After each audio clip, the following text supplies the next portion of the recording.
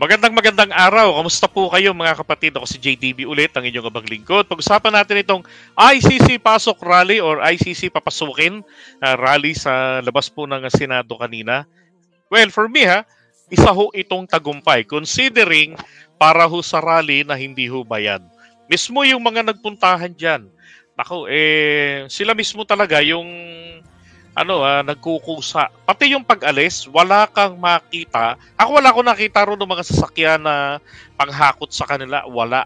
At saka doon, alerto yung mga Pasay traffic enforcer. Actually, yun doon nga sa may Parisan, ni Diwata. Nako, nang record na naman sila kanina. Di ko lang alam kung may nakuha kasi nandun ako sa loob na ng mga oras na yun. Pero, talagang sila, alerto at wala hong ibang mga sasakyan sa paligid doon. Yung iba namang dumalo po sa rally, may dalang sariling kotse, sariling sasakyan nila. Hindi naman maiiwasan. Lahat na lang ng loyalista, katulad kong tour. Comedy naman masyado. Okay, so, isa ho sa pinaka-importanting nangyari dito kanina, yung naidaos nila ito ng maalwa. Okay? Alam nyo ba na isang tao lamang po talaga ang promotor nito? Ito, sana kilala nyo to Ayan si Jovelyn Alcantara, si Mami Peng, siya lang, galing. Mula pa sa magulang niya, talaga naman, Marcos loyalist na talaga. At ayan nga, nagawa nila. 2 days lang ang preparation and then naikalat na ito sa iba't ibang mga grupo katulad ng IBP.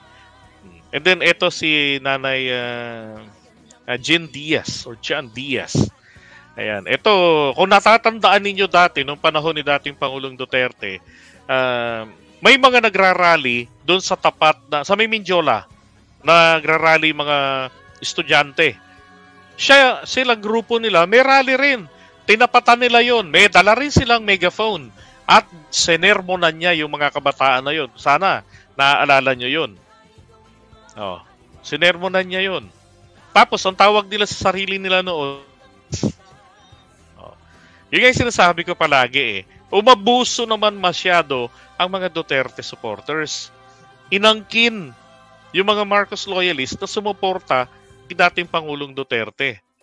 Tingnan nyo to okay, so dito sa Philippine Star, ito malaking bagay na to na ma-cover ka, ma-expose kayo ng mga malalaking media company. Okay? So the Philippine Star sabi, a group of protesters from isang bansa, Filipino, converged outside the Senate.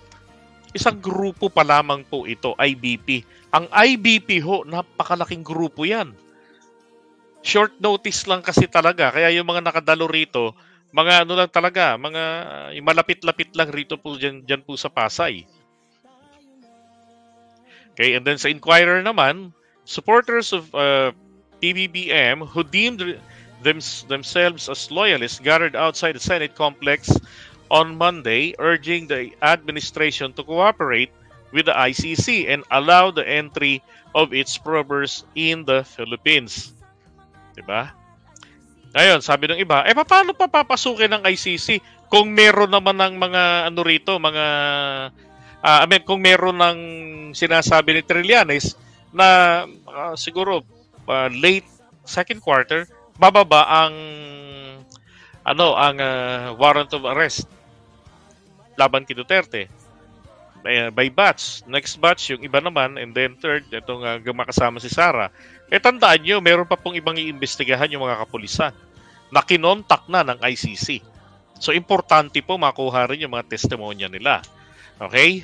Kaya tama lang po yung panawagan na papasukin. And besides, noon pong, hindi nagkakamali, April 2021, pero lumabas po ito na i-public July 2021 yung desisyon ng Korte Suprema na nagsasabi na makipag-cooperate ang gobyerno ng Pilipinas sa ICC. So kailangan sundin ito ng presidente natin at wag hadlangan ng Senado.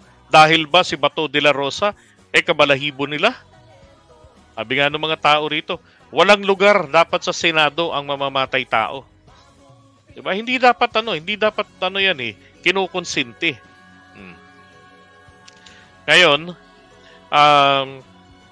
etong event na to kanina, well, naipahayag nila yung gusto nila. May mga ilang mga nagsalita doon na yung mga pamilya nila biktima ng EJK.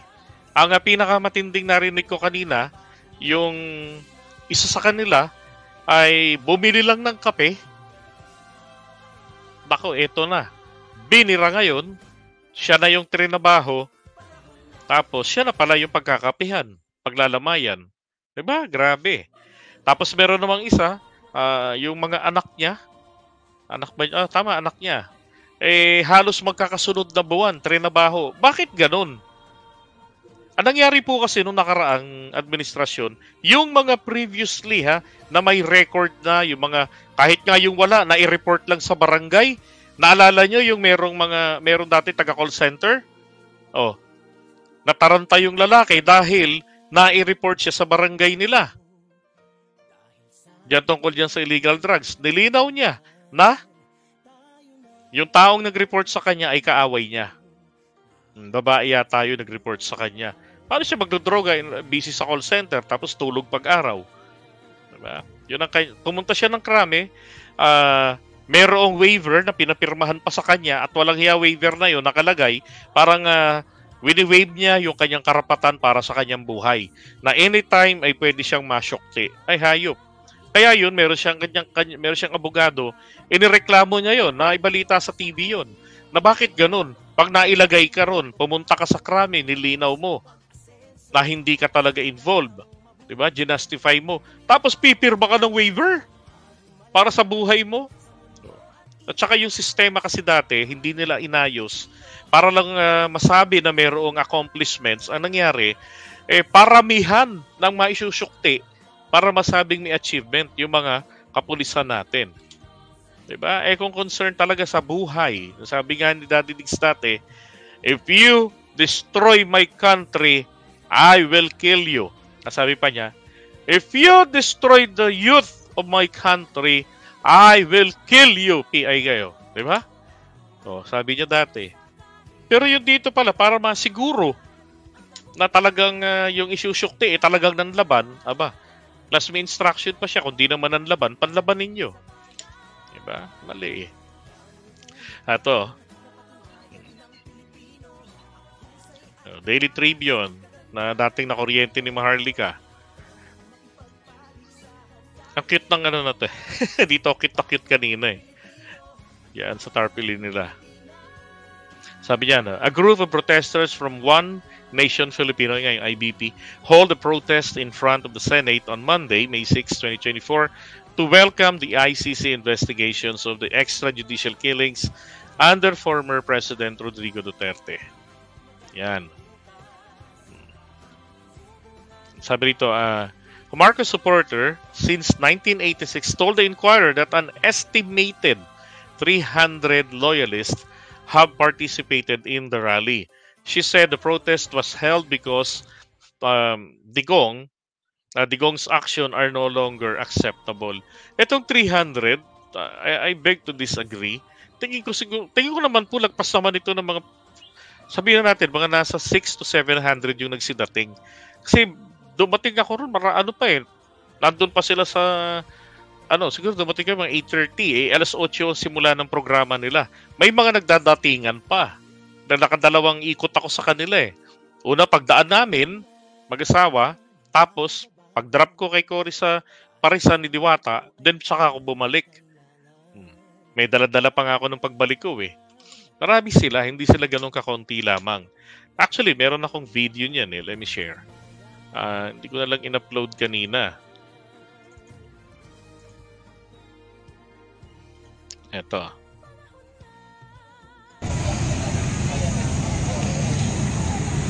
Alright, magandang araw ho sa inyong lahat mga kabayan. JDB uli ang inyong abang lingkod. Narito tayo ngayon sa may labas ng Senate.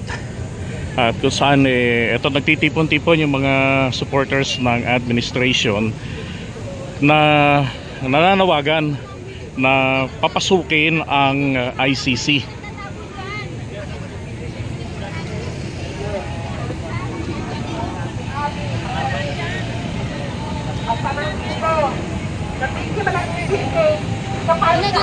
Okay. So kumbaga lumilitaw po mga kababayan na itong hakbang na to ng mga Marcos loyalists at mga supporters ay tila ba taliwas sa paninindigan ng ating Pangulo.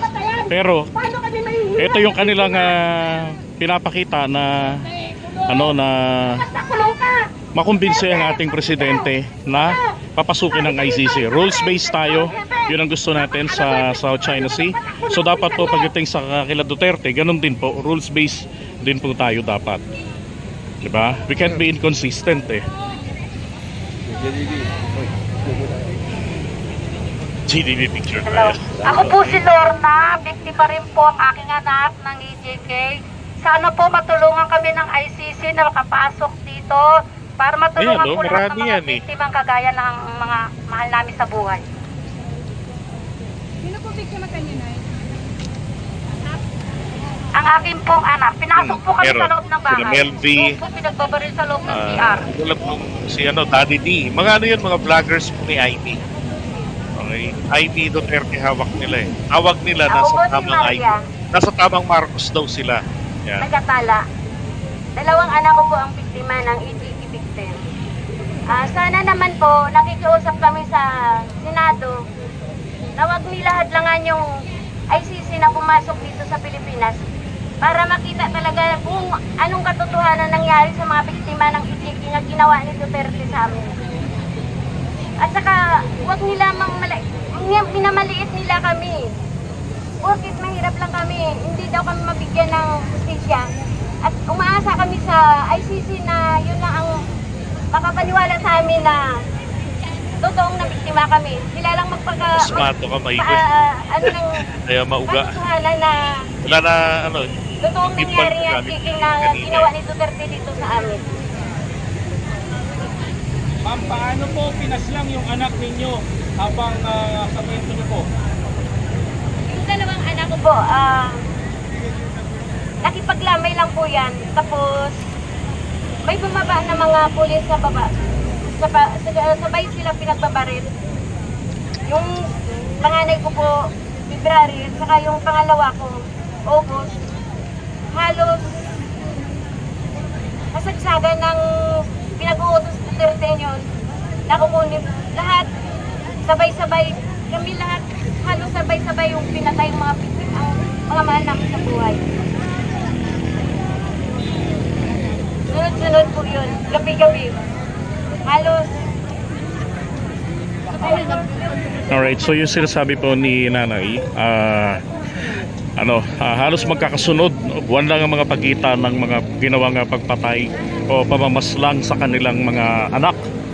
Merong pinasok sa loob ng bahay. Ang problema ho kasi sa war on drugs noon ay yung sistema ng PNP na meron silang quota system. Etong ganitong PCP o headquarters siya, ang tawag doon, ay ilan ang kanilang huhulihin. So kaya po nangyari, paramihan ng huli para lang may masabi na mayroong achievements. Yun. Ngayon, sabi naman ni dating Pangulong Duterte, bring it on. Nakasuhan siya sa ICC at kaya nakasuhan na, mapilit sila na maproteksyonan sila ng ating gobyerno, which is binibigay naman po ng ating presidente. Diba?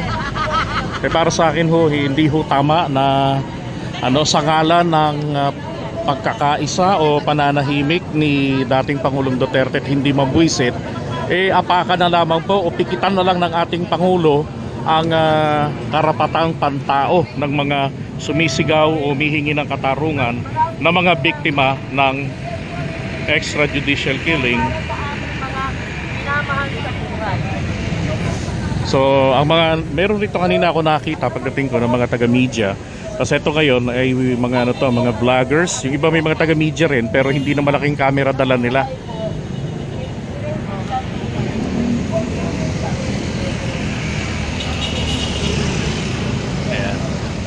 Right, so ito yung sigaw nila, ICC.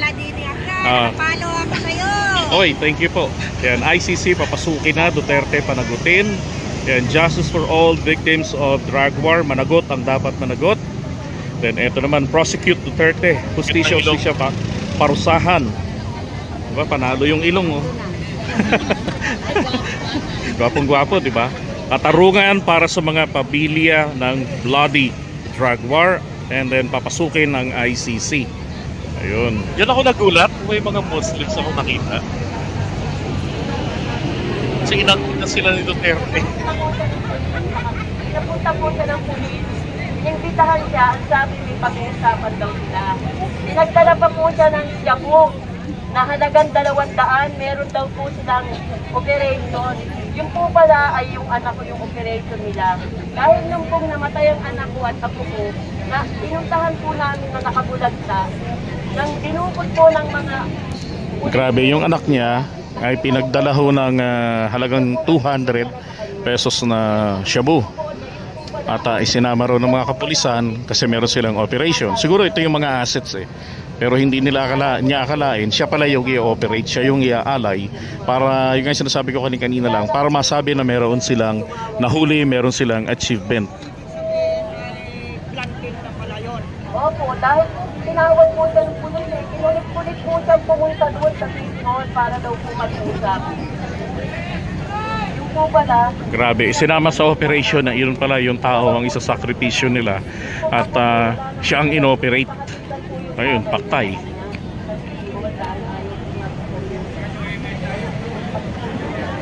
Okay, so yung mga nandito ngayon ay humigit kumulang ito, siguro mahigit mga nasa 600 po sila yung mga nagsadating ngayong umaga rito. So, mga mga Marcos loyalist. Tsaka yung mga mga pamilya na sumisigaw po o humihingi ng katarungan mula dyan sa madugong drug war ng nakaraang administrasyon.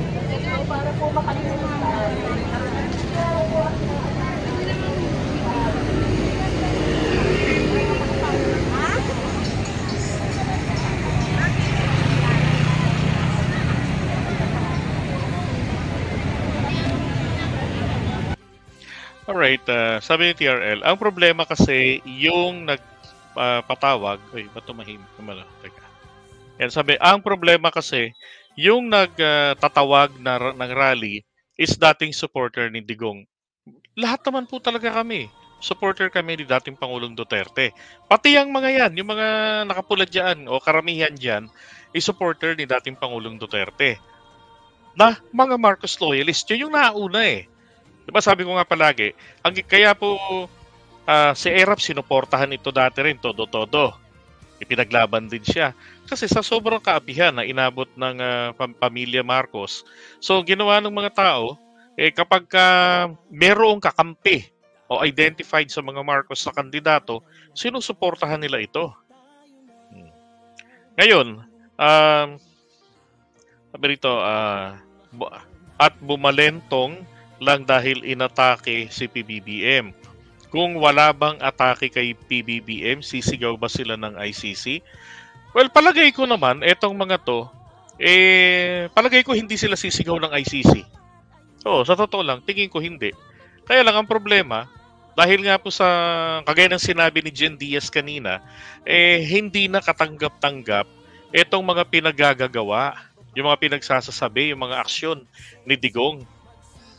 Kaya po, ako man I understand. 'Di ba na dapat mapanagot ito Dahil para saan patuloy mong susuportahan hanggang natapos na ang termino, tuloy pa rin sa pangwawalang hiya sa presidente na nagtatanggol sa kanya, nagpoprotekta. 'Di ba? Tapos meron tayong mga kababayan na nagsasabi, bakit kayo mga Marcos supporters hindi ninyo i-call out ang presidente na na papasukin ng mga investigador ng ICC rito? Tama naman sila. Palagay ko, walang masama dyan. Ako naniniwala ko, walang masama sa naging aksyon nila na sang-ayunan etong mga naging biktima, yung mga naiwan ng biktima ng madugong war on drugs ng nakaraang administration. Diba? Malay mo, meron mga Marcos loyalists din na nabiktima doon. Ako, alam ko talaga meron. Kasi dati, nung nagla-live ako, may mga nagsasabi na Duterte supporters sila, avid Duterte supporters sila. Mula pa kay Marcos, tapos sinong in-endorse ito, sinuportahan nila. Yung anak niya, nagkampanya, tapos nagtino na, nagpa-rehab na. Paglabas ng rehab, ito na, sinundo ng mga pulis, inoperate, paktay. Oh. Nung unang part nito, because there were two parts ng war on drugs. Dapat nagkaroon na sila rito sa assessment. Alam kong lumitaw ito sa assessment nila na dapat baguhin yung sistema. Issue dati yan yung quota system. Hindi nila inalis nanatili yung quota system. Tapos dahil maraming nagdi-demand na ibalik yung war on drugs, ibinalik with the old system pa rin. Kaya lalong nagka-leche-leche. At hindi naman po totoo na nawala yung illegal drugs noon. Dahil kung totoo pong nawala yun, pagdating ni PBBM, wala pa rin sila. Yung sinasabing nagbalikan, kaya nilang sabihin nagbalikan, alam po kasi nila na nagsitago lang. Siguro baka mga katropa nila. Di ba kaya nga ang biro ko dati, bakit sinasabi nila na nagbalikan? Itinago ba nila? Di ba? Kasi kapansin-pansin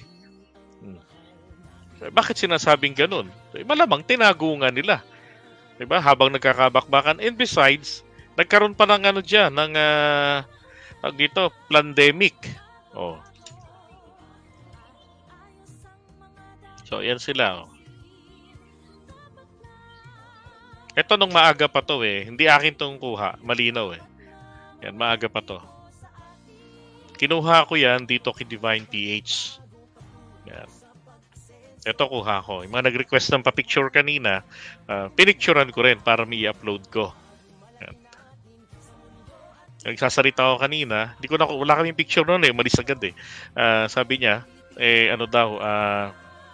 picture naman daw kami.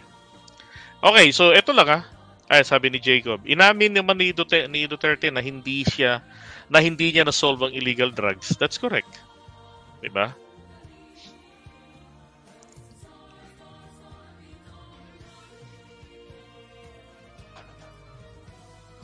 Okay, katawa rally ng tatay nyo. Ayaw bigyan ng permit. Masama kasing intention. Di tulad ng rally kanina may permit. Oo nga po. Kasi ito maliwanag, di ba? Sinabi roon ng organizer. Ano yung purpose? Yung rally na kabila. Alam nila, kilala nila yung ugali ng mga tao, lalong-lalong na si Glenn Chong. Si Glenn Chong nagdala ng malas sa kampo ng mga maisog. So, dapat ihawi nila si Glenn Chong.